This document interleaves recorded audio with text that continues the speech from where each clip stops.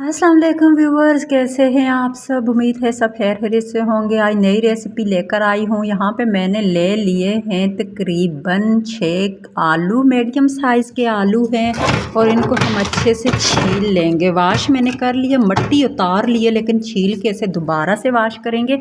तो यहाँ पे देख सकते हैं कि इनको मैंने छील लिया है अच्छे से और अब जो है ना हम इनको कट करेंगे।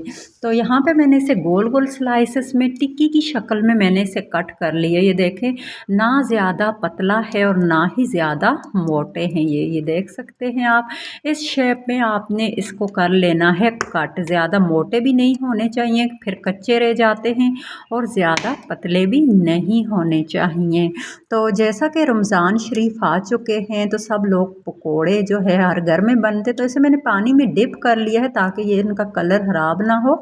2-3 पानियों से इसे अच्छे से वाश करके फिर हम इन्हें यूज़ करेंगे। तो यहाँ पे हम ले लेते हैं इस कप के साथ जो है वो बेसन। इसको अच्छी तरह से हम छान लेंगे बेसन को।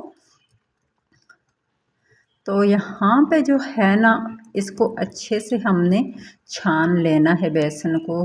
तो आप इससे ज़्यादा भी ले सकते हैं बेसन, अगर आपको। यहाँ पे देख सकते हैं अच्छी तरह से इसे छान लेना ताकि गुठलियाँ वगैरह ऊपर रह जाएं, लेकिन इन गुठलियों को भी अच्छे से हमने छानना है। तो यहाँ पे मेरे पास है मसाले। मसालों में है नमक है, हल्दी है, पकोड़ा मसाला है, और उसके अलावा चाट मसाला है, और अजवाइन है थोड़ी सी, तो सुरख मिर्च है। तो इस तरह अब हम इसको मिक्स करेंगे अच्छी तरह से। पहले से मिक्स करेंगे, फिर इसमें हमने पानी ऐड करना है। तो जैसा कि आप जानते हैं कि रमज़ान शरीफ आ चुके हैं, हर घर में पकोड़े बनते हैं। हर किसी का पकोड़े बनाने का जो है अपना अंदाज़ होता है, अपना तरीक़ेकार होता है, लेकिन ये रेसिपी बहुत इजी है, बहुत मज़ेदार है। इस तरह से बनाएंगे तो ये बनेगी भी बहुत कम टाइम में और बहुत ही मज़ेदार भी बनेगी ये रेसिपी। तो यहाँ पे आप देख सकते हैं इस तरह का आपने एक डो सा बना लेना है, ना ज़्यादा थिक हो और ना ही ज़्यादा पतला होना चाहिए। तो ये बहुत ही अच्छे से ये जो डो है ये बन चुका है। और अब हम क्या करेंगे, इस तरह से इसको दोबारा से, थोड़ी देर के लिए मैंने इसे रखा था तो दोबारा से ये बैठ जाता है, इसे दोबारा से मिक्स कर लेंगे अच्छी तरह से।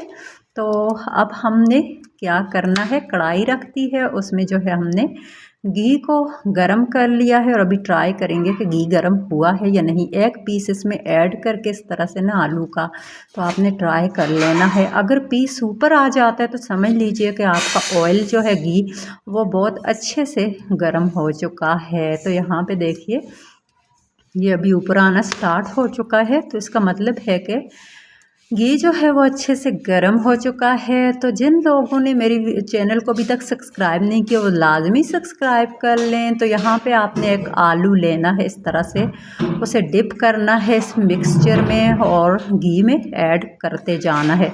स्टेप बाय स्टेप इसी तरह आपने करते जाना है, एक एक को इस तरह डिप करना है और फिर उसको आपने कढ़ाई में ऐड करते जाना है। शुरू में तो ये इनको बिल्कुल भी नहीं छेड़ना है आपने। शुरू में तो ये आपस में जुड़ेंगे, लेकिन बाद में जैसे ये फ्राई होंगे ना खुद अलग हो जाएंगे। तो यहाँ पे देख सकते हैं खुद ही ये अलग हो गए। ऊपर से इतने मज़ेदार क्रिस्पी बनेंगे और बहुत ही चटपटे भी बनेंगे। तो जो लोग मेरे चैनल पे नए, मेरे चैनल को लाजमी सब्सक्राइब करें, बेल आइकन को लाजमी प्रेस करें ताकि मेरी हर नई वीडियो आपको सबसे पहले मिले और आप मेरी वीडियो को वॉच करें। और लिंक को अपने फ्रेंड्स एंड फैमिली के साथ भी ज़रूर शेयर किया करें।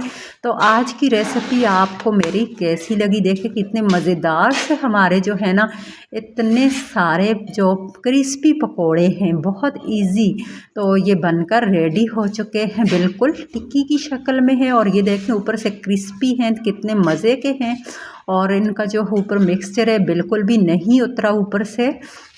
तो मिलेंगे नई रेसिपी के साथ। अपना बहुत सारा ख्याल रखिएगा। इजाज़त दें, अल्लाह हाफिज़।